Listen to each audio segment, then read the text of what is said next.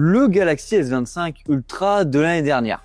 Il était bien, mais c'était une mise à jour mineure, une itération. On sentait que Samsung gardait ses meilleures cartes pour la suite. Là où je veux en venir surtout, c'est que le Galaxy S25 Ultra, c'est une simple mise à jour du S24 Ultra qui était juste excellent. Et bien là, la suite, elle arrive. Aujourd'hui, on va plonger dans le grand bain et on va venir décortiquer ensemble tout ce qui a fuité sur le prochain monstre de Samsung, un téléphone qui me hype de fou, le Samsung Galaxy S26 Ultra. Dans cette vidéo, on va parler du design, d'un écran qui cache une fonction magique hyper intéressante, d'un retour de force de l'Exynos qui pourrait bien exploser le Snapdragon, ouais t'as bien entendu, et un mini drama complet autour des caméras qui divise beaucoup les geekers et qui me fait un petit peu grincer des dents. Bonjour à tous et bienvenue sur cette nouvelle vidéo. Comme tu l'as compris, ici je vais te parler de tout ce qui entoure le Galaxy S26 Ultra.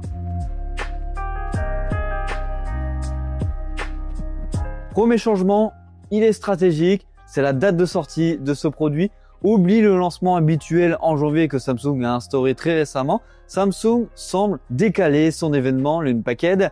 La date qui revient partout, ce serait en février pour le 26 février 2026. Et tu pourrais me dire pourquoi?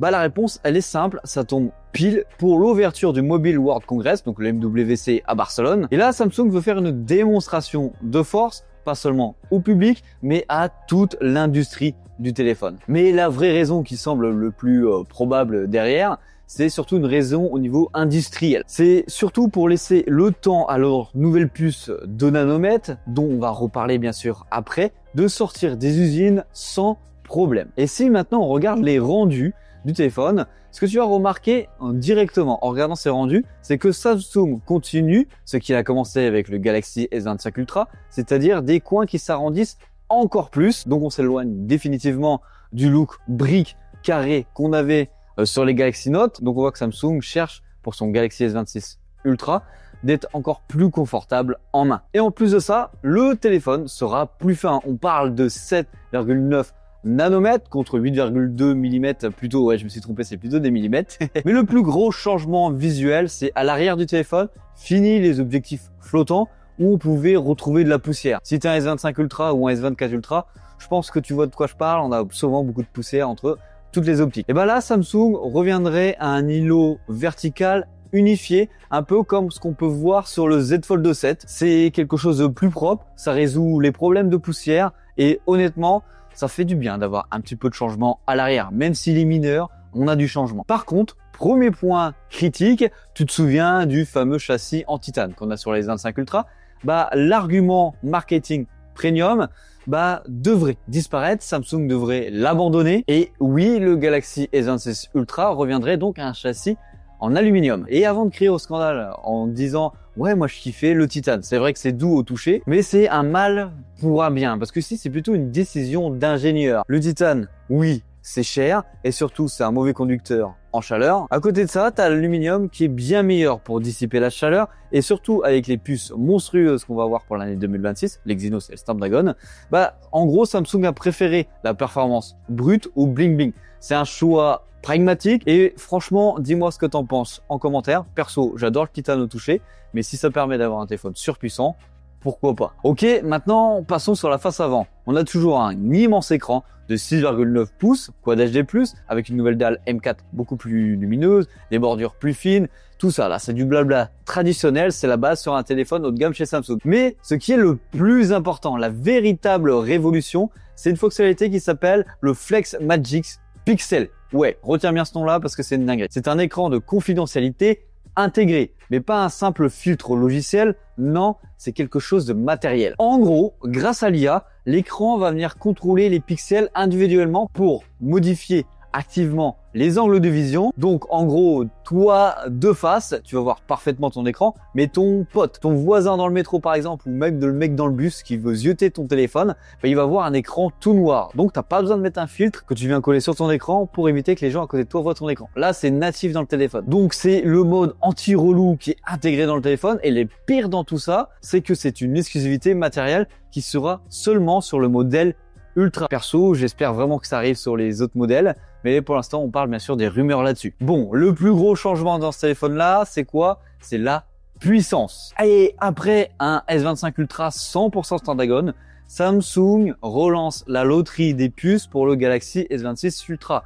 Les États-Unis, la Chine, dans le principe, ils devraient avoir le Snapdragon 8 Elite Gen 5 et nous, en Europe, ou la Corée, auront le Exynos 2600. Et là, je te vois venir en commentaire et te dire quoi, encore l'Exynos?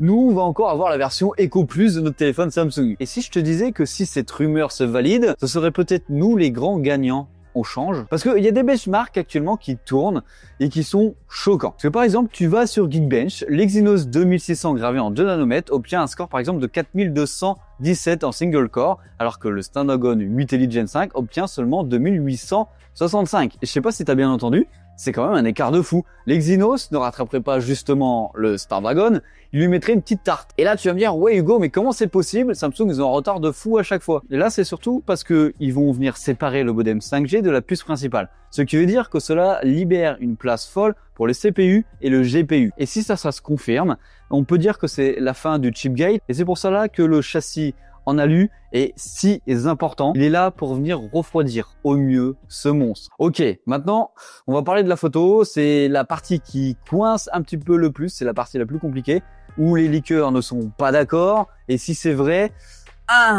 voilà quoi. C'est vraiment la réaction que j'aurais en voyant le téléphone en me disant oh, franchement, vous abusez Samsung. On devrait garder le capteur principal de 200 mégapixels. Et là, tu vas me dire, ouais, il n'y a pas de changement, Hugo. Si, il y a quand même un mini changement. C'est dans l'optique que ça change. On passerait ici à une ouverture f1.4 contre f1.7. Et en gros, en français, ça veut dire quoi? C'est que tu vas venir capter beaucoup plus de lumière. En gros, tes photos de nuit, ils vont te dire merci et tu auras un flou naturel, un effet bokeh qui sera beaucoup plus naturel, magnifique, sans passer par le mode portrait à chaque fois. À côté de ça, tu as l'ultra grand angle qui resterait à 50 mégapixels, c'est très bien. Le téléobjectif x5, lui, reste aussi à 50 mégapixels. Et dans tout ça, le téléobjectif x3, eh ouais, c'est là-dessus qu'on a un petit changement. Il y a une rumeur qui parle comme qu'on passerait un 12 mégapixels, mais la rumeur la plus crédible, qui est poussée par le leaker ICuniverse, il parlerait surtout d'un downgrade. Oui, tu as bien entendu, un downgrade. En gros, on garderait un capteur de 10 mégapixels qui serait physiquement plus petit que celui du S25 Ultra. Sur le papier, c'est vraiment nul, mais c'est parce que derrière, on a toujours le petit compromis de ce qu'on a parlé juste avant. C'est-à-dire un téléphone qui serait plus fin, un capteur principal qui prendrait beaucoup plus de place. Résultat, littéralement, on n'a plus de place pour le capteur x3. Mais à côté de ça, on peut parier sur le nouveau processeur d'image, l'ISP, de l'Exynos 2600 qui pourrait compenser cette perte par la magie logicielle. Ouais, c'est un pari risqué, très risqué, mais maintenant on reste à voir dans les faits. Côté batterie, on serait très probablement sur une capacité standard de 5000 mAh. On avait des rumeurs à 5400 mAh, mais vu la finesse du produit, ça semble compromis avec cet appareil, mais l'autonomie serait bien meilleure, surtout grâce à l'efficacité de la puce 2 nanomètres et du nouvel écran, et pas plutôt à une grosse batterie nouvelle. Mais le changement, ça passe surtout sur la charge. Oui, la charge, ça fait des années que Samsung nous bassine avec seulement une recharge de 45 watts. Bah là, Samsung devrait se réveiller et passer enfin à 60 watts. Oui, c'est loin des 100 watts ou des 120 watts d'autres marques chinoises, mais c'est déjà mieux que rien. Ce qui veut dire qu'aussi, à côté de ça, on aurait une recharge de 25 watts sans fil et l'arrivée des aimants QI2, en gros faction MagSafe ou encore ce qu'on a pu avoir sur les Pixel 10 dernièrement. Et un petit dernier mot avant de finir cette vidéo, on va parler du S Pen. Oui, il est toujours intégré dedans dans le châssis, mais le Bluetooth, cette fonctionnalité-là, on peut l'oublier. Elle a été retirée sur le 25 Ultra et d'après les rumeurs, il n'y aurait pas de retour en arrière pour notre plus grand désarroi. Mais alors dans tout ça, le prix c'est quoi Hugo?